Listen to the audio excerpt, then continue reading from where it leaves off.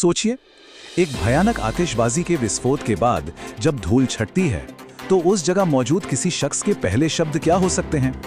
आज हम केरला में हुए एक बेहद दुखद हादसे के एक प्रत्यक्षदर्शी के बयान की परतें खोलेंगे और देखेंगे कि ये हमें क्या बताता है। तो बयान की शुरुआत इन शब्दों से होती है, हमें इसकी कभी उम्मीद नहीं थी। ये सिर्फ एक लाइन नहीं है, ये उस गहरे सदमे और अविश्वास को दिखाता है जो ऐसी तबाही के बाद महसूस होता है। ये शब्द हमें सीधा उस पल के एहसास में ले जाते हैं। और अक्सर जैसा होता है, सदमे के ठीक बाद बचाव की कोशिश शुरू होती है। तो अब हम उन दावों को देखेंगे जो उस शख्स ने अपनी सेफ्टी प्रोसीजर्स के बारे में किए थे। बयान में एक बहुत ही कह सकते हैं कि एक परफेक्ट तस्वीर पेश की गई है। दावा है कि अत्यधिक सावधानी बरती जाती थी, हर साल इंस्पेक्शन भी होता था, और बस इतना ही नहीं, आतिशबाजी के लिए मैक्सिमम सिक्योरिटी और सभी सुरक्षा उपायों का भी जिक्र किया गया। सुनने में तो सब कुछ बिल्कुल कंट्रोल में और सेफ लगता है ना? लेकिन जैसा कि अक्सर ऐसी कहानियों में होता है, यहाँ एक ट्विस्ट है। ठीक जब हमें लगता है कि सुरक्षा के सारे इंतजाम पक्के थे, तभी अतीत से एक आवाज सुनाई देती है और यहीं से पूरी कहानी पलट जाती है। एक बहुत ही साधारण सा वाक्य है, लेकिन ये पहली बार नहीं था। और देखिए, यहाँ पर बयान देने वाला खुद ये बात मान रहा है।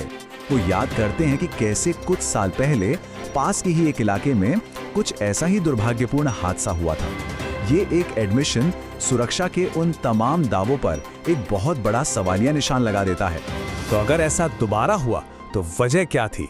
चलिए देखते हैं कि बयान के हिसाब से दोनों घटनाओं के पीछे का मुख्य संदिग्ध कौन था। तो इन दोनों हादसों के बीच आखिर क्या कॉमन था, क्या लिंक था?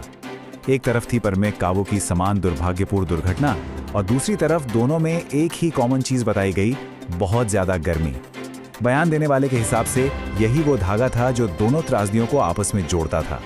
और यहाँ कोई शक की गुंजाइश ही नहीं छोड़ी गई है। बयान देने वाले बिल्कुल साफ साफ कहते हैं, मुझे लगता है कि इस घटना का मुख्य कारण यही है।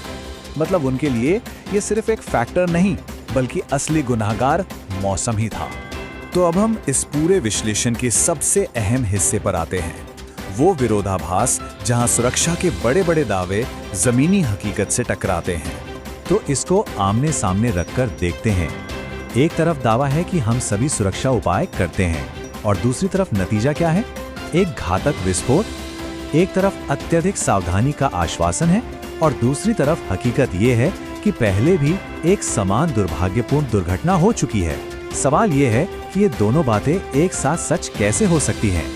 और आखिर में यही एक सवाल है जो हवा में रह जाता है।